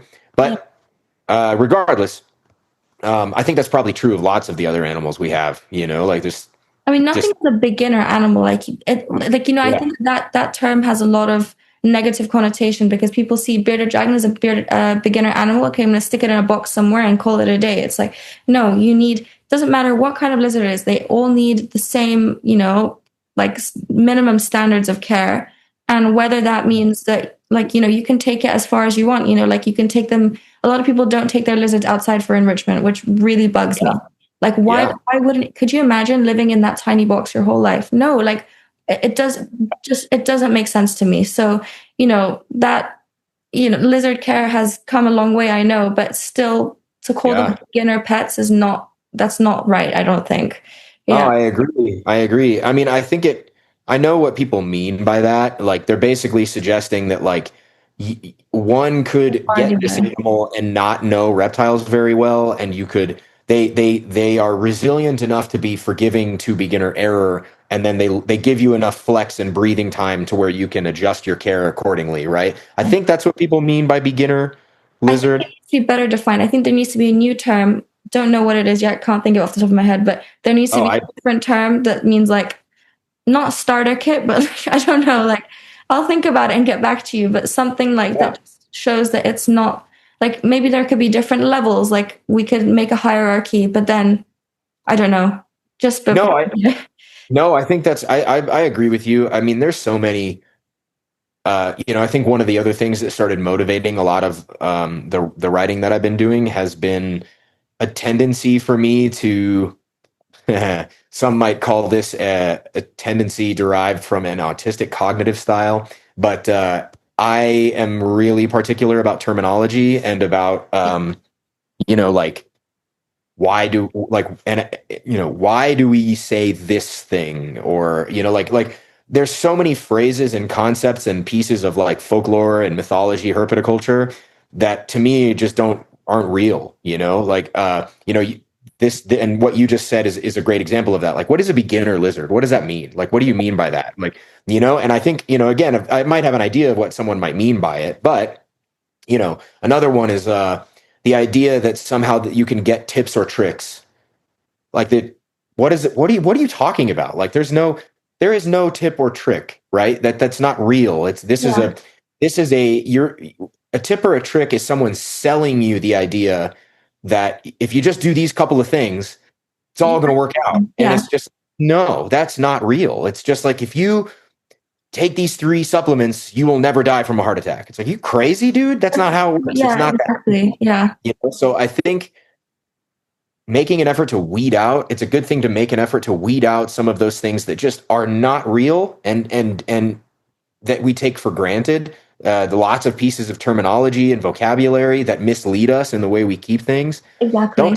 take, just get all that shit out of the picture in the first place, and focus on things that really move the needle for the things that you care about. You know, and so I think and that's a good one. Beginner lizard. What's a beginner lizard? Maybe I'll write about that. That's a good idea. I think that you should. I would love to see that. That would be absolutely fascinating. Good idea. Definitely. And I think that I'm also going to mention that in my paper Yeah. because that's something that I didn't consider before. And I just thought of now, I'm like, what? Like, people are nuts. Anyway, Yeah. Yeah. Yeah. I just really want to thank you for your time. Like, honestly, I really can't thank you enough. You're so generous. And No problem. if there's any way that I can like repay you or support you for this, I mean, I'm going to send you my vet hasn't got back to me. Melvin needs to go and do a poop test in a couple of weeks anyway, so Okay. that will be good. So I'm going to go and talk to her then and ask her like when she's available, and I will send you that interview if it's Okay. good for you. Yeah, Um, please. I'd like like that. Yeah. if I can do anything else for you, like if there's any other writings or anything that I'll send you everything obviously that I write. I'm gonna Sure. when I how do I say, when I cite you, I'll cite you from your name. Do you want me to mention Areds only or in the paper or? Sure. Yeah, Sure. no Please. problem. No, just Yeah. whatever is comfortable for you, whatever you prefer. I just want to make Yeah. sure that Yeah. that I give you credit where it's due. No, that's great. Yeah, please. I'd love to see that interview. And then if you're open to it, I'd love to talk about like maybe getting a copy of this recording because Yes, I think I'll it send might it be to you. really, yeah, I might put it if you'd be okay with it, I'd like to maybe put it on the podcast feed Of because course, yeah, do whatever you would like with it. I mean, I'm super flexible. Like, by the way, this is my first interview, so I'm like not, I hope that everything I asked you was okay and like how I oh yeah. answered the question. It was all Oh, good. Okay, I'm glad. no, they were awesome. In fact, they were really good questions because they're ones You. they're not they were definitely slightly a slight deviation from what I would normally expect from questions. Great questions. So yeah, really good. Thank Thank you. you. I really appreciate that. That means a lot Sure. coming from you. And anyway, Sure. I will send that all to you and I will, yeah, anything else that you need from me, you just let me know and I will be more than happy to help you with that. And Awesome. I was actually going to ask you, when I end up doing this little study of Melvin, would it be okay if I had another phone call with you to discuss a little bit more about that? Of course. Amazing. Thank you so much. Because I'm going to do that. That's a really good idea. Thank Yeah, you. no problem. Yeah, you bet. Thank you.